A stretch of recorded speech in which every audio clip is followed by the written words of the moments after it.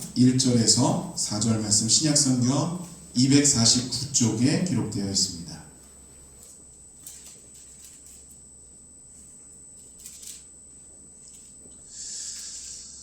자, 스크린에도 펼쳐져 있고요. 저와 한 절씩 교독하겠습니다. 제가 먼저 읽겠습니다. 그러므로 이제 그리스도 예수 안에 있는 자에게는 결코 정죄함이 없나니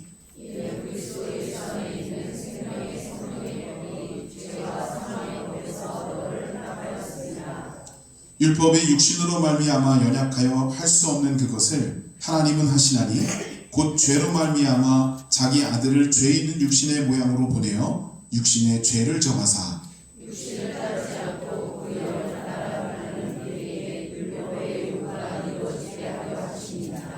아멘. 할렐루야. 아멘. 자, 우리 옆에 분하고 인사해 보시길 바랍니다. 주의 사랑으로 사랑합니다. 하나님이 함께 하십니다. 여러분 사랑합니다. 네.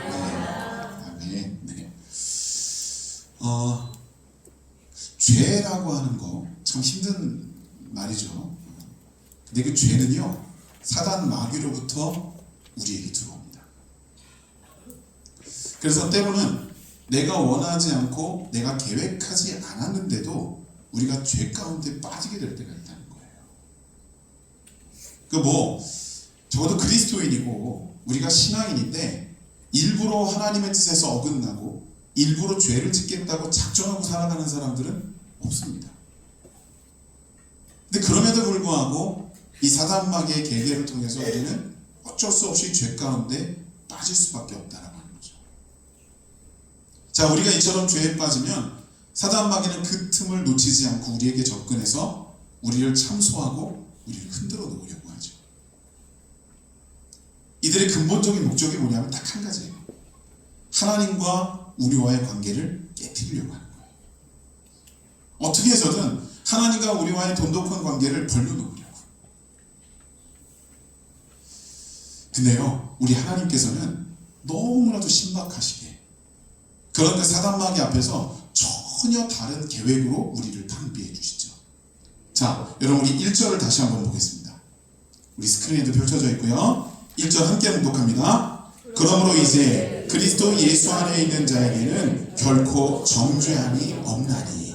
아멘. 우리는 본질상 죄인이에요. 어쩔 수 없이 죄인이고 죄를 지을 수밖에 없어요. 죄인인 우리들은 사실은 정죄의 대상이 될 수밖에 없는 겁니다. 그리고 그 정죄의 권한은 누가 가지고 계시냐면 하나님께서 가지고 계세요. 근데 놀라운 게 뭐냐면 오늘 이 본문 1절에 그 정죄의 권위를 가지고 계신 하나님께서 우리를 정죄하시지 않겠다고 지금 선언을 하신 거예요. 하나님께서 왜 이렇게까지 하실까?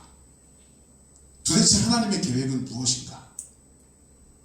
자, 그 내용에 대해서 사도 바울은 2절에 또한 이렇게 설명을 해주고 있어요. 자, 우리 2절도 함께 봉독해 보겠습니다. 시작. 이는 그리스도 예수 안에 있는 생명의 성령의 법이 죄와 사망의 법에서 너를 해방하였습니다. 아멘. 이게 하나님의 계획이세요. 죄와 사망의 법에서 우리를 해방해 주시는 것. 이걸 위해서 예수 그리스도께서 이 땅에 오셨잖아요. 왜 그렇게까지 해야만 했느냐 하면 우리가 해결할 수 있는 상황이 아닌 거예요. 여러분 3절 서두에 보면 이렇게 기록하고 있어요. 율법이 육신으로 말미암아 연약하여 할 수 없는 그것을 하나님은 하시나니. 아멘. 우리가 연약하여서 우리 스스로 죄를 해결할 수 없어요. 근데 하나님은 하실 수 있어요. 그래서 하나님이 직접 우리의 인생으로 뛰어들어오셨어요. 그래서 하나님께서는 예수 그리스도를 이 땅에 보내셨고 그 예수 그리스도께서 십자가 지시고 부활하심으로 우리의 구원을 이루셨어요. 우리를 그 죄와 사망의 법에서 해방시키셨다는 거예요. 자, 하나님은 분명히 이 복되고 거룩한 일을 저와 여러분들에게 이루어 주셨다라고 하는 겁니다. 근데 여러분 오늘 본문의 말씀을 자세히 보시면요, 이 하나님의 이 놀라운 역사가 일어나는 것에 전제 조건이 소개되고 있다는 거예요. 자, 그 전제 조건이 뭐냐면 예수 그리스도께서 이 땅에 이것을 목적해서 오셨기 때문에 1절과 2절에 접어들면서 계속 반복해서 나오는 내용이 하나 있어요. 그게 뭐냐면 그리스도 안에라고 하는 거예요. 이게 전제 조건이에요. 전제 조건이라고 하는 건 사실 하나님께서 우리에게 어떤 말씀을 주시거나 어떤 사건을 이루시거나 이럴 때마다 그 전제 조건을 항상 우리에게 말씀하시고 소개하시거든요. 그 전제 조건이 뭐냐? 이런 거예요. 하나님께서 우리에게 축복을 주실 때 야, 내가 너희한테 이런 축복을 줄게. 그러니까 너희는 그 축복을 받을 만한 자리에 받을 만한 모습으로 서 있어야 돼 라고 하는 거예요. 그렇게 하라고 알려주시는 게 전제 조건이에요. 하나님께서 우리에게 놀라운 일을 이루어 주실 때 야, 너희도 여기에 갈망하고 여기에 기대를 품고 너희도 나랑 준비하고 방비하며 내 앞에 합당한 모습으로 서 있어. 이게 하나님께서 말씀하시는 전제 조건이에요. 내가 너희들한테 이만큼 해주니까 야, 너희도 이만큼은 바쳐야 되는 거 아니야? 이게 아니에요. 여러분, 하나님께서는요 분명히 그 전제 조건, 우리가 하나님의 그 놀랍고 거룩한 일을 경험하게 될 때 그 하나님 앞에 우리도 그걸 갈망하고 기대하고 또 최소한 그 하나님을 선택하고 하나님 앞에 나아가는 노력 정도는 해야 된다는 것을 그 전제 조건으로 우리에게 소개해주고 계시는 거예요. 여러분, 요즘 계절이 이제 바뀌고 있어요. 자, 그러다 보니까 다이어트 열풍이 또 막 불더라고요. 어떤 사람이 살 빼야 되는데 생각을 하는 거죠. 저 같은 사람인 것 같아요. 하루에도 수십 번 생각해요. 근데 생각은 하는데 아무것도 안 해요. 운동도 안 하고 식이요법도 안 해요. 자, 여러분, 살이 빠질까요? 네, 모르시는 척 하지 마시고 다 경험상 아시죠? 이거 절대로 이렇게 하면 살이 안 빠져요. 아무리 유능한 의사를 붙여주고 아무리 유능한 트레이너를 붙여줘도 이런 사람에게는 아무 일도 벌어지지 않아요. 왜냐하면 자기가 결단을 하고 자기가 갈망을 하고 자기가 노력하며 나서는 면모가 하나도 없기 때문에. 여러분, 우리가 죄와 사망의 법에서 벗어나고 싶다. 그러면 적어도 죄와 사망의 법에서 벗어나고자 하는 우리의 의지가 있어야 되고 또 그 일을 가능케 하시는 하나님 앞에 합당히 나가려고 하는 우리들의 그 열정과 갈망의 모습이 분명히 존재해야 된다는 거예요. 여러분, 4절 서두에 보시면 이렇게 기록하고 있어요. 육신을 따르지 않고 그 영을 따라 행하는 우리에게 라고 시작하고 있다는 거예요. 이렇게 돼야 우리가 하나님의 거룩한 역사를 경험하게 된다는 거예요. 육신의 법을, 그 죄악의 법을 떠나고 싶다고 하면서 여전히 육신의 생각 가운데 머물러 있고 내가 하나님의 영적인 삶으로 나가야 되는데 그걸 거절하고 있다면 우리는 그 죄와 사망의 법에서 절대로 해방받을 수 없다는 거예요. 여러분, 이건 하나님의 능력이 없으셔서가 아니라 우리가 하나님 앞에 그 하나님의 권능과 능력을 믿고 있지 않고 받아들이려 하지 않아서 생기는 오류다라고 하는 것입니다.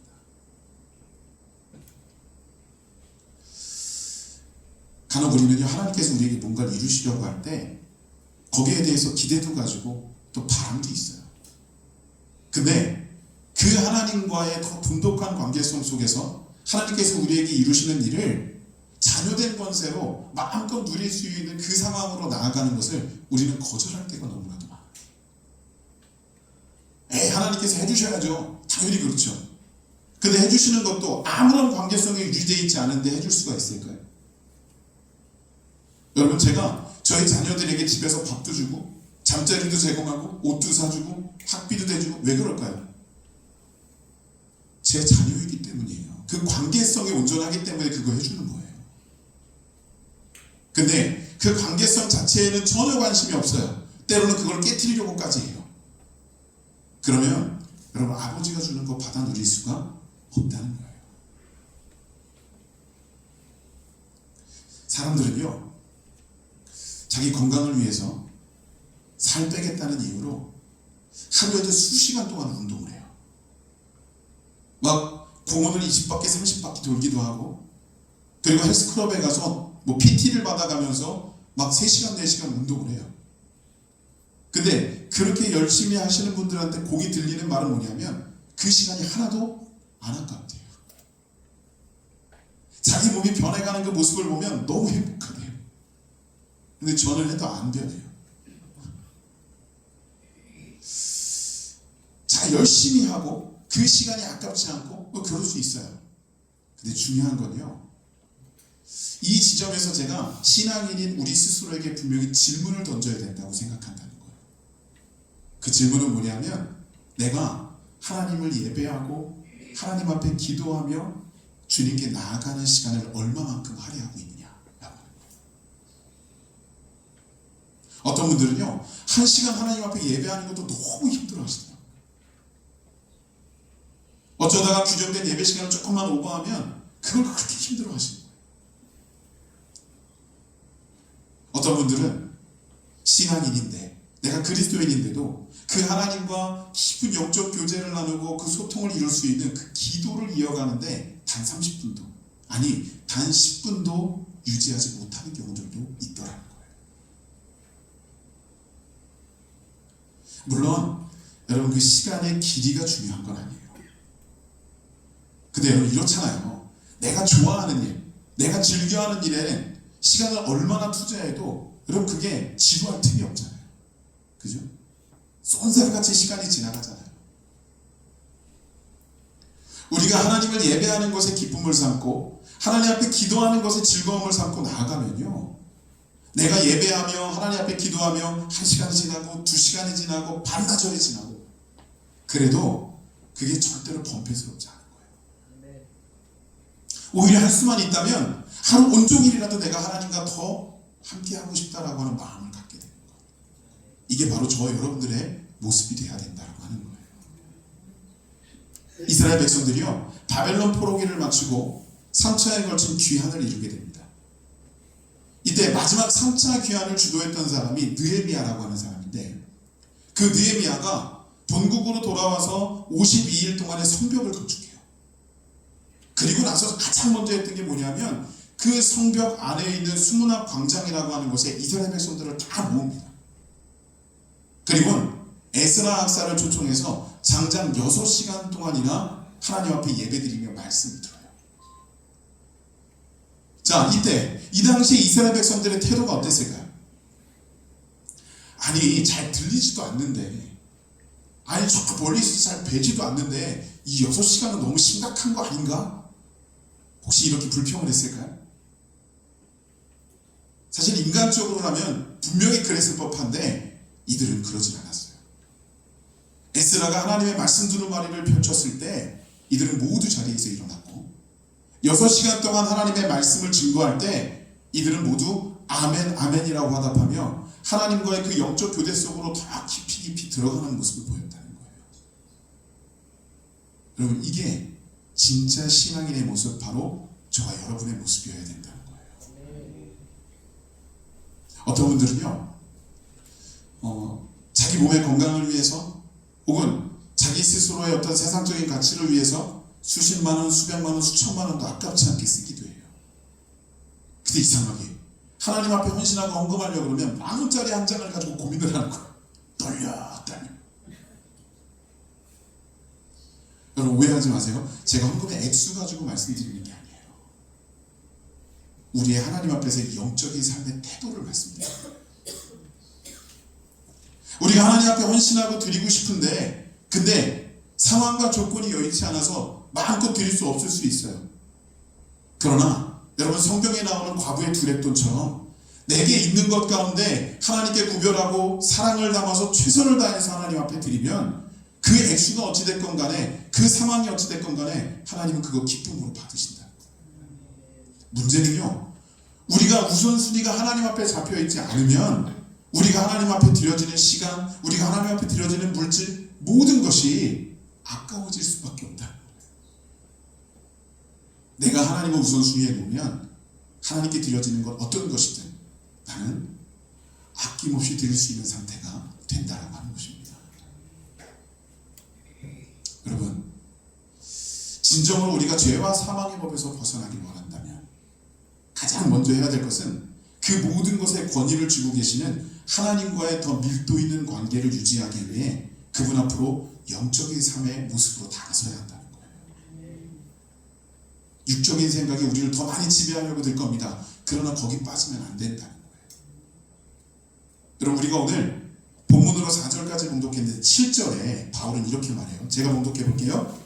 육신의 생각은 하나님과 원수가 되나니 이는 하나님의 법에 굴복하지 아니할 뿐 아니라 할 수도 없습니다.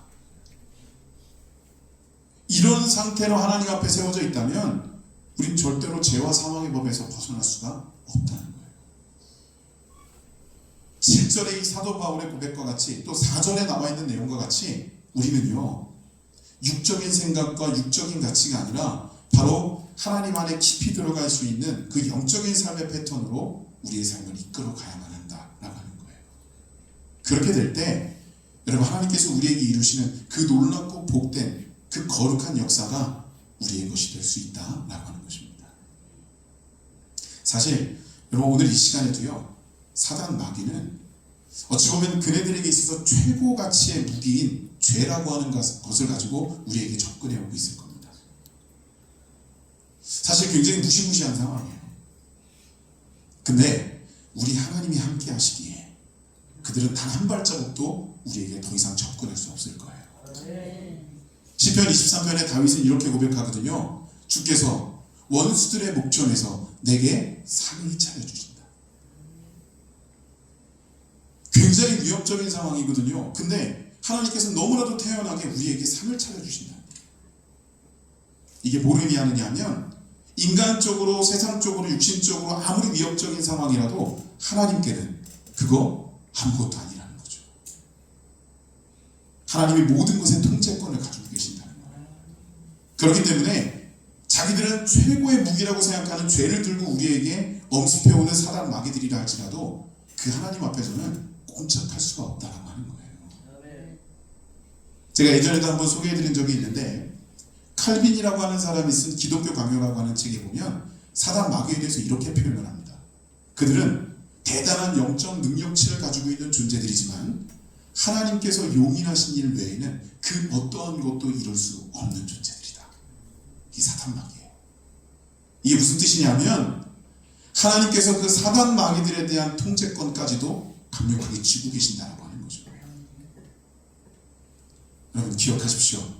그 하나님께서 우리를 정죄하시지 않겠다고 선언하신 거예요. 그 하나님께서 우리를 죄와 사망의 법에서 해방하시겠다고 결정하신 거예요. 그리고 예수 그리스도를 보내신 거예요. 여러분, 우리는 그 하나님 안에서 주께서 우리에게 이루시는 이 놀랍고 복된 일들을 분명히 의식하고, 그리고 하나님께서 이루시는 그 부분에 대하여 신실한 수혜자들이 될 수 있는 우리 영등포의 모든 가족들이 되시기를 주님의 이름으로 축원합니다.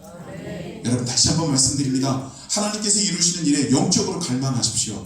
그리고 하나님을 선택하며 하나님 앞에 한 발 한 발 나가는 우리들의 노력이 있을 때 하나님 분명히 우리에게 이 거룩하고 복된 일을 이루시게 될 것입니다.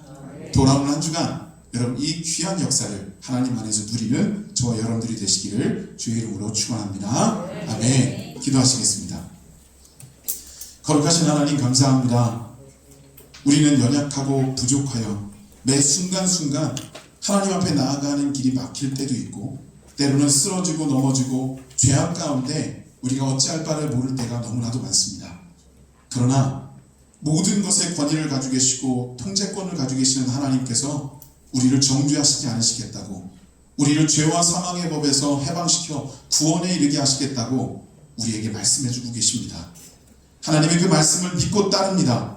하나님, 우리에게 역사하여 주시옵시고 우리 또한 갈망과 하나님을 향한 그 거룩한 영적 삶으로 최선을 다해서 달려갈 수 있는 신실한 하나님의 백성들이 될 수 있도록 인도하여 주시옵소서.